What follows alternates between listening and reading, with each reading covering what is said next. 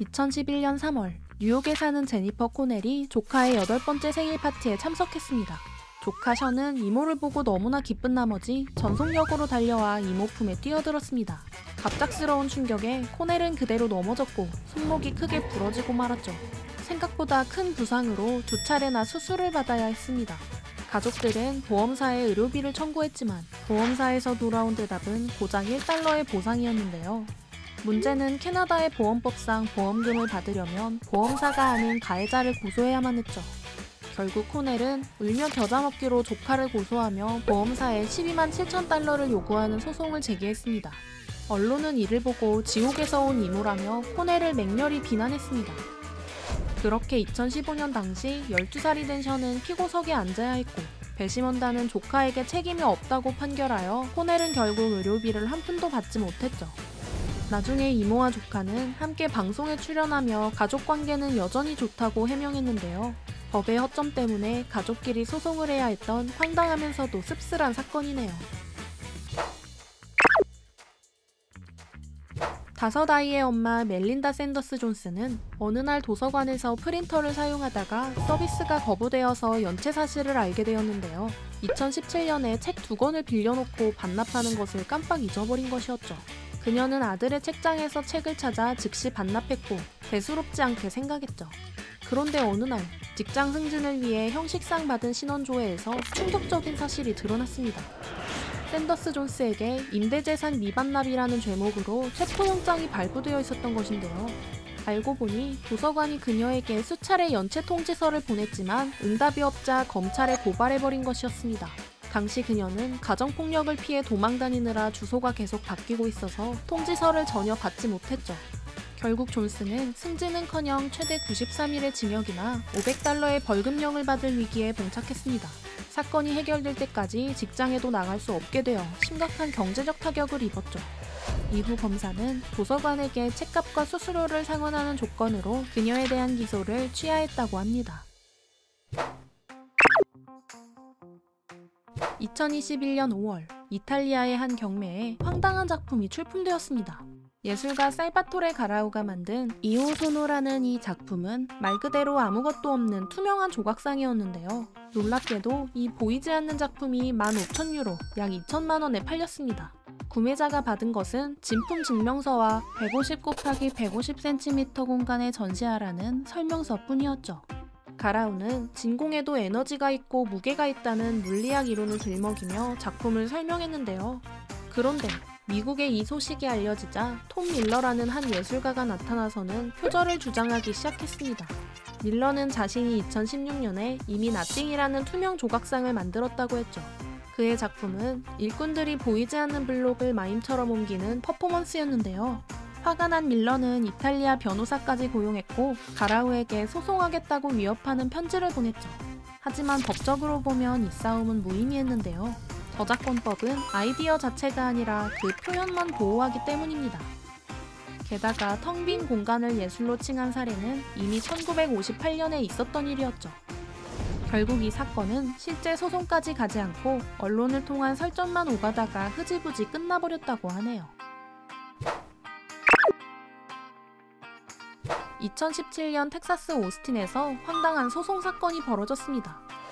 37살 남성 브랜든 베즈만은 데이팅 앱에서 만난 여성과 가디언즈 오브 갤럭시 2를 보러 극장에 갔는데요. 영화가 시작된 지 얼마 되지 않아 여성이 누군가에게 문자를 보내기 시작했죠. 베즈마의 주장에 따르면 여성은 20번이나 문자를 주고받았다고 하는데요.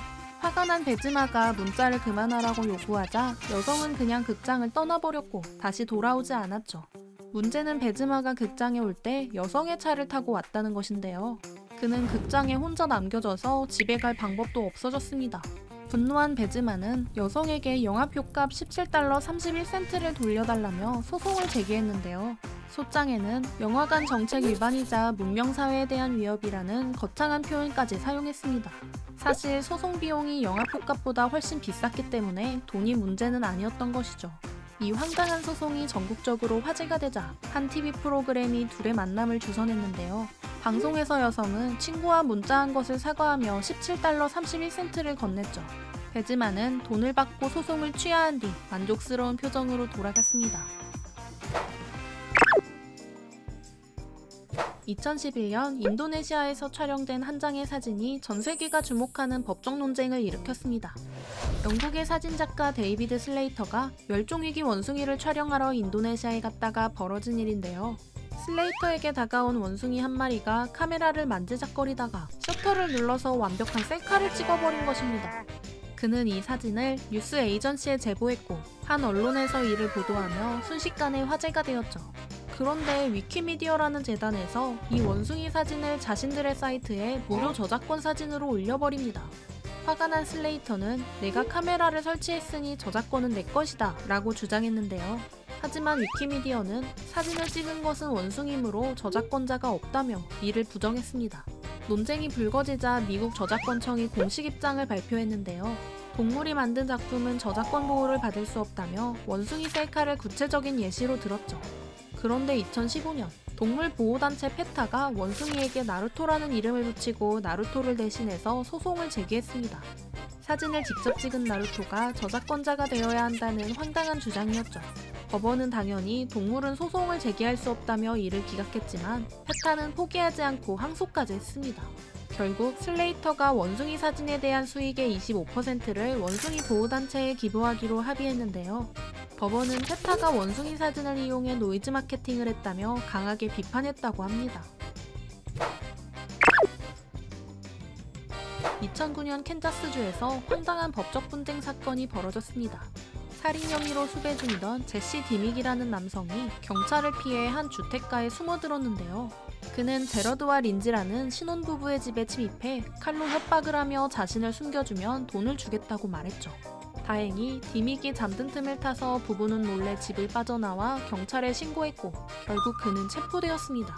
이후 부부는 정신적 피해로 디믹에게 7만 5천 달러의 손해배상 소송을 걸었죠.